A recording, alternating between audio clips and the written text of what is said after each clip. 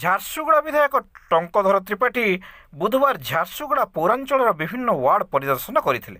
ପୌରାଞ୍ଚଳର ward number 8, 9, 10, 11, 12 ଏବଂ 13 number ward ପରିଦର୍ଶନ କରିବା ସହ ସ୍ଥାନୀୟ ଜନସାଧାରଣଙ୍କ ସହ ୱାର୍ଡର ରାସ୍ତା, ଡ୍ରେନ୍ ଓ ଅନ୍ୟାନ୍ୟ ଆନୁଷଙ୍ଗିକ ଅସୁବିଧା ସମ୍ପର୍କରେ ପଚାରି ବୁଝିଥିଲେ। ଏହାସହ ୱାର୍ଡ ନମ୍ବର 8ରେ 59 ଲକ୍ଷ, ୱାର୍ଡ ନମ୍ବର 9ରେ 1,15,00,000, ୱାର୍ଡ ନମ୍ବର 10ରେ 95 ଲକ୍ଷ, ୱାର୍ଡ ନମ୍ବର 11ରେ 50 ଲକ୍ଷ, ୱାର୍ଡ ନମ୍ବର 12ରେ 1,13,00,000 ଏବଂ ୱାର୍ଡ ନମ୍ବର 13ରେ 30 ଲକ୍ଷ ଟଙ୍କାର ନୂତନ ଭାବେ ନିର୍ମାଣ ହେବାକୁ ଥିବା ବିଭିନ୍ନ ପ୍ରକଳ୍ପଗୁଡ଼ିକର ପୌର ପ୍ରଶାସନକୁ ପ୍ରସ୍ତାବ ଦେଇଥିଲେ।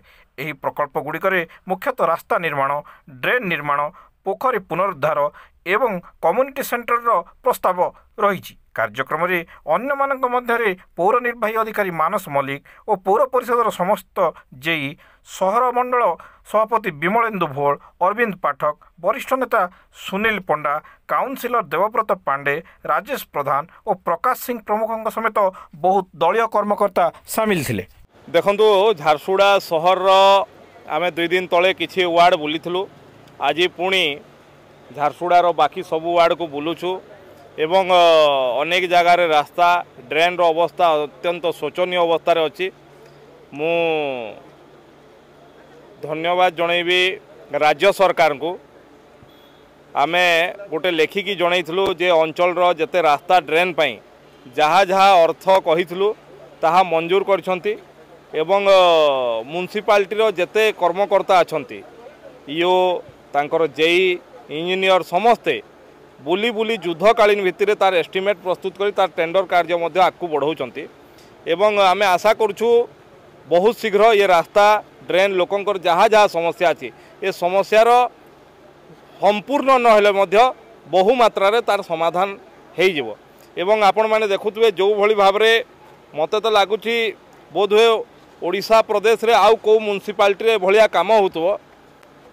ରାତି ଗତକାଲି 10ଟାରୁ ଆରମ୍ଭ କରିକି ସକାଳ ପର୍ଯ୍ୟନ୍ତ ସବୁ ଡ୍ରେନ୍, ରାସ୍ତାର ମୁଖ୍ୟ ରାସ୍ତାର କିଭଳି ଭାବେ ଡ୍ରେନ୍ ଯିବ, ରାତି ସାରା ରାତି ତମାମ ସଫେଇ କାର୍ଯ୍ୟ ଚାଲିଛି। ଆପଣମାନେ ଦେଖିଥିବେ ସେଦିନ ସହରରେ ଯେତେବେଳେ ସଫା ହେଉଥିଲା ଆମେ ଦେଖିଲୁ ଟ୍ରାଫିକ୍ ସମସ୍ୟା ହେଉଛି, ଲୋକମାନେ ଦୋକାନ ବଜାର ପାଇଁ ସମସ୍ୟା ହେଉଛନ୍ତି। ତେଣୁ ଆମେ ନିଷ୍ପତ୍ତି ନେଲୁ ଯେ ତାକୁ ରାତିରେ କରାଯିବ କହିକରି ଏବଂ ମ୍ୟୁନିସିପାଲିଟିର ଇଓ ନିଜେ ଏବଂ ଅନେକ ଆମର ଜନନେତା ସମସ୍ତେ ଯେଉଁମାନେ ନେତୃତ୍ୱ ମାନେ ଛିଡ଼ା ହେଇକି ରାତି ସାରା ତାକୁ କାମ କରାଇଛନ୍ତି।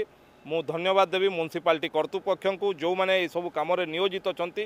ଏଭଳିଆ ସମର୍ପିତ ଭାବରେ ନିଶ୍ଚିତ ଭାବରେ କାମ ରହିବ ଏବଂ ପୌରପାଳିକାର ଯେଉଁ ଅଞ୍ଚଳରେ ଡ୍ରେନ୍ ଅଛି, ମୁଖ୍ୟ ରାସ୍ତାର ଡ୍ରେନ୍ ଗୁଡ଼ାକ ସବୁକୁ ସଫା କରାଯିବ ଏବଂ ବର୍ଷା ପୂର୍ବରୁ ସେସବୁ କାମ ସରିବ ଏବଂ ଯେଉଁ ଗଳି ରାସ୍ତା ଗୁଡ଼ାକ ଅଛି, ଲୋକଙ୍କର ଡ୍ରେନ୍ ରାସ୍ତାର ସମସ୍ୟା ଅଛି, ତାର ମଧ୍ୟ ସମାଧାନ କରାଯିବ। ସମ୍ପୂର୍ଣ୍ଣ ନହେଲେ ବି ବହୁ ମାତ୍ରାରେ ସମାଧାନ ନିଶ୍ଚିତ ଭାବରେ ଆମେ କରିବୁ।